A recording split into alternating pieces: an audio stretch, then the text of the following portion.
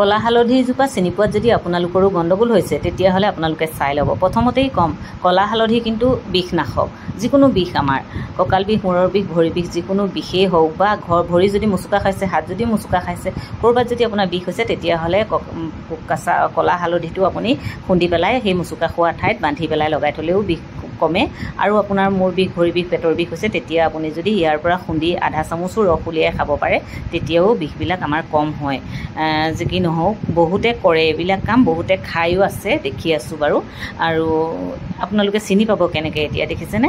পাতখিলাত এনেকৈ মাজতে একেবাৰে বেঙুনীয়াও নহয়, একেবাৰে ক'লাও নহয়, এটা ৰং থাকে চাওক, এনেকুৱা ধৰণৰ।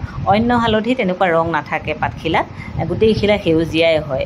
এই শিলাত কিন্তু এনেকুৱা ৰং এটা থাকে। তেতিয়া আপুনি নিৰ্ভয়ে গ্ৰহণ কৰিব পাৰে আচলতে এইজোপা যে কলা হালধি। পৰহি দিনা ফোন এটা আহিছিলে, তেওঁলোকে আচলতে কলা হালধি চিনি নাপায়, ফটো এটা মাৰি দিবলৈ ক'লে, মই মাৰি দিলোঁ। লগতে ভাবিলোঁ আপোনালোকলৈও ভিডিঅ' এটা বনাওঁ, আপোনালোকে